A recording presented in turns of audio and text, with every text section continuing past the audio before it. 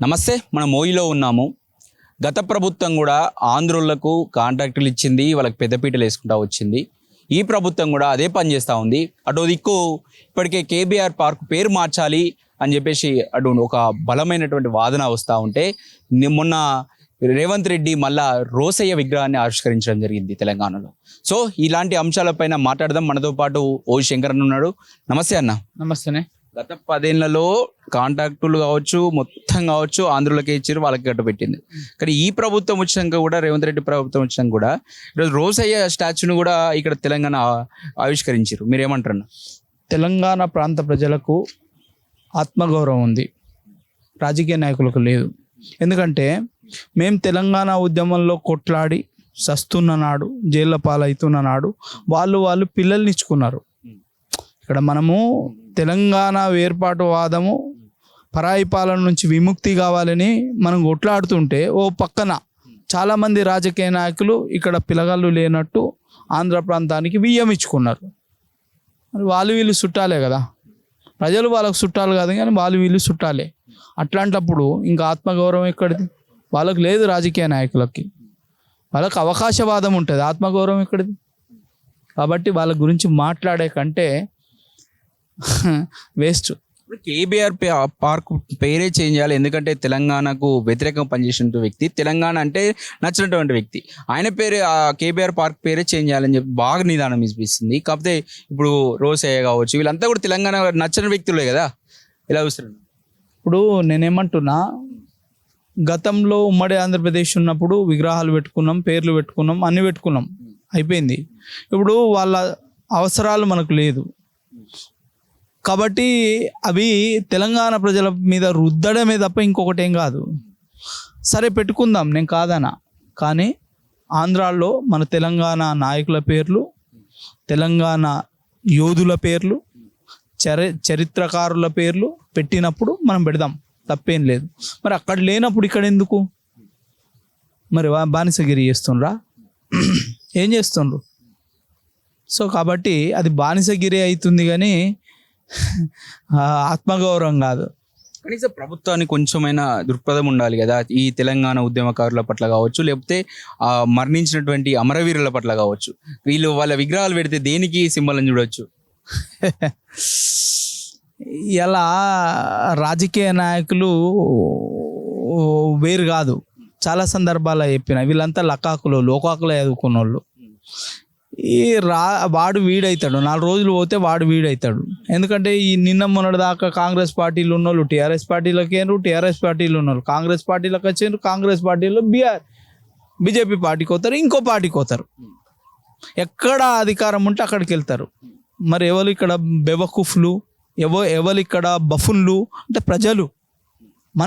మనం మారనంత వరకు వాళ్ళు మారరు. వాళ్ళకి అధికారం కావాలి, మనకేమో ఉచితాలు కావాలి.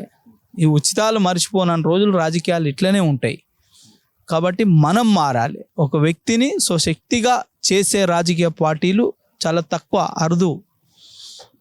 నువ్వు కాళ్ళ మీద నిలబెట్టే పార్టీ కావాలి, నిలబెట్టే ప్రభుత్వం కావాలి.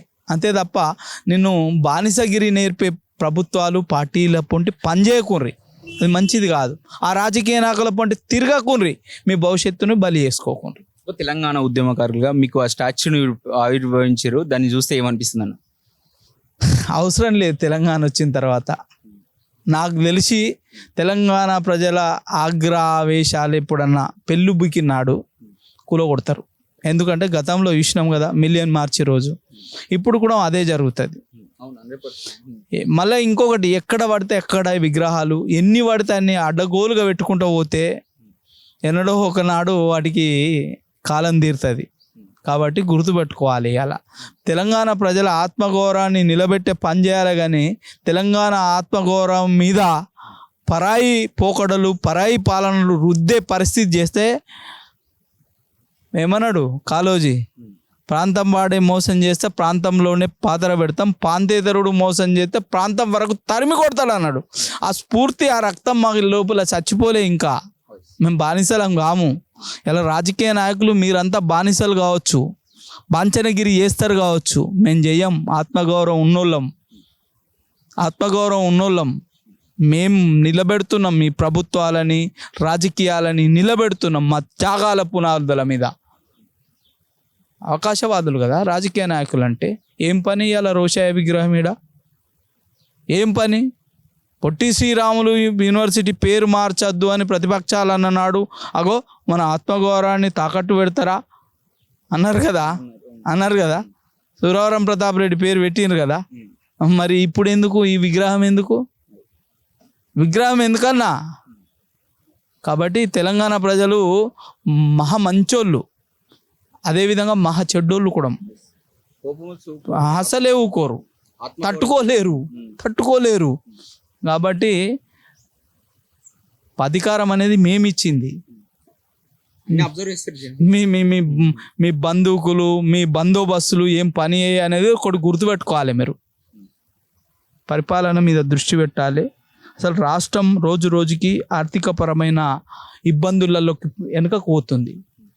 గత ప్రభుత్వమే 20 ఏళ్ళ వెనుకబాటుకు గురి చేసింది, ఇప్పుడు పరిపాలించలేని పరిస్థితి చేసింది. ఇప్పటికన్నా నువ్వన్న దాన్ని చక్కదిద్దుతమే ఉంటే చక్కదిద్దలేని పరిస్థితి తయారైంది రోజు రోజుకి. ఫస్ట్ రెవెన్యూ వ్యయాన్ని ఎట్లా పెంచాలి అనేది బాగా ఆలోచించి చేసుకోండి. పనికిరాని పథకాలన్నీ తీసేసుకోండి, వృధా ప్రయాసాలన్నీ తగ్గించుకొని పరిపాలన ఎట్లా చేయాలి. 10 ఏళ్ళు ఉంటా అంటారు కదా, 10 ఏళ్ళు ఉండాలంటే ప్రజల మన్నన కావాలి. దానికి అనుగుణంగా పనిచేయండి. లేదు అంటే బతికి ఉన్నంతసేపు కొట్లాడతాం మేము. మీ బందోబస్తులు మమ్మల్ని ఏం చేయనేది గుర్తుపెట్టుకోవాలి. ఈ ప్రభుత్వానికి హెచ్చరిస్తున్నా నేను. ఇదేంటన్నా సవాళ్ళు విసురుకుంటారు. నేను ప్రెస్ క్లబ్కి రా సీఎం కానీ సవాళ్ళు విసురుండు కేటీఆర్ ఏమంటారు? ముందు మీ నియోజకవర్గాలల్లా మీ దగ్గర దమ్ముంటే, నేను అంటున్నా మీ జీల దమ్ముంటే మీ నియోజకవర్గాలకి వెళ్ళి మీకు ప్రజలు ఓట్లేసినారు. ఆ నియోజకవర్గ అభివృద్ధిని చూసిన తర్వాత చర్చలకు రండి. అంటే మీ చర్చలతోటి ఇవాళ సమస్య రేపు మాసిపోవాలి, రేపటి సమస్య ఎల్లుండి మాసిపోవాలి. ఇదే కాదు మీ ప్రణాళిక. రాజకీయ క్రీడ. మరి ప్రజల అభివృద్ధి గురించి మాట్లాడండి, జరిగిన అన్యాయం గురించి మాట్లాడండి. ఎందుకు వృధాపు ప్రయాస చేస్తారు? ప్రజల సొమ్ము కదా, పందికొక్కులాగా తినుకుంటా పనికిరాని ప్రచారాలు ఏంది మీకు? పనికిరాని ప్రచారాలు ఏందంటున్నా నేను. ఎక్కడ ప్రాథమికంగా ఎవిడెన్స్ తీసుకుపోయి ఎక్కడ మాట్లాడాలో అక్కడ మాట్లాడుండ్రి. వీధి రౌడీలా చర్చకు పిలుచుకొని కొట్లాడడానికి కాదు కదా. నియోజకవర్గ ప్రజలు 2.5-3 లక్షల ప్రజలు నీకు ఓట్లేసిండ్రు కదా, వాళ్ళ సంగతి ఏందో చూడు. ఆ తర్వాత చూడొచ్చు సంగతి, పక్క రాష్ట్రం సంగతి. ఇవన్నీ పనికిరాని తమాషాలు చేయకుండ్రి.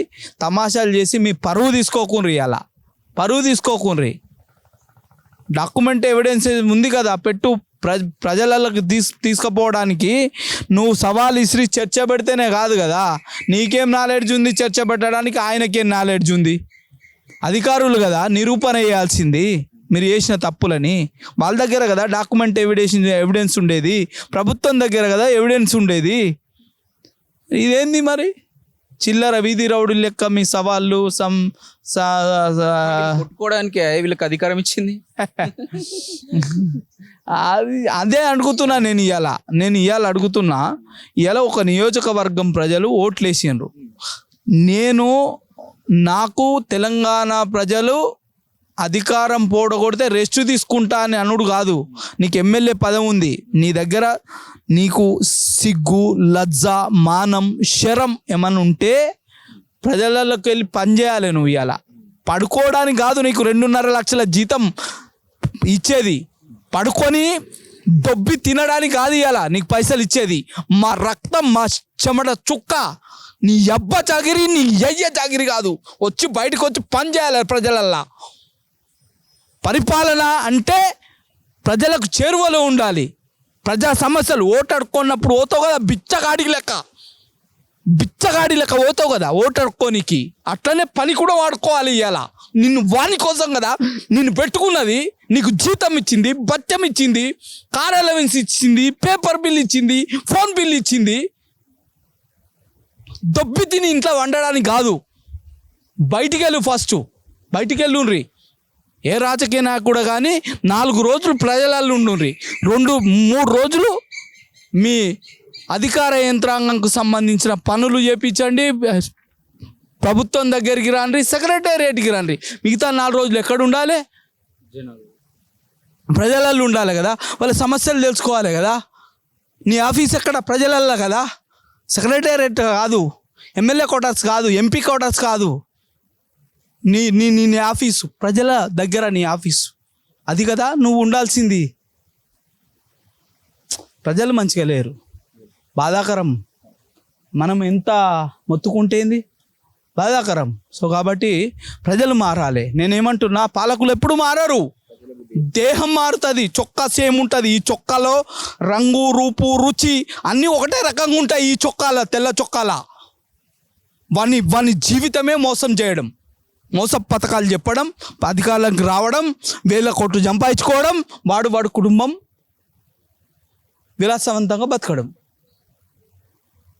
ఏం తెలుస్తుంది వాడికి? ఏం తెలియదు. వాడు మోసం చేయడానికి ఉన్నాడు, నువ్వు మోసపోవడానికి ఉన్నాడు. మోసపోయటం తప్పు, మోసం చేసేటోంది కాదు తప్పు. కాబట్టి మీరు మారుండ్రని చెప్తున్నా నేను. తెలంగాణలో కొత్త అధ్యక్షుడు వచ్చిండు బీజేపీకి, ఎట్లుండబోతుందన్న? నేను బీజేపీ పార్టీ గురించి మాట్లాడదలుచుకోలే. ఆ పార్టీ ఈ రాష్ట్రంలో ఉంటే మాట్లాడతా, ఆ పార్టీ ఈ రాష్ట్రంలో లేదు కాబట్టి మాట్లాడి వేస్ట్. 8 ఎంపీ సీట్లు ఇచ్చిరన్న వాళ్ళకు. 8 ఎంపీ సీట్లు తెలంగాణ రాష్ట్రంలో ఉన్న ఈ తోపులను చూసియలే, నరేంద్ర మోడీని చూసి ఇచ్చిండ్రు. ప్రపంచం చూస్తుంది ఆయన వైపు, ఆయన గురించి మాట్లాడతాం మేము. ఇక్కడ ఉన్నోళ్ళేంది రండలు.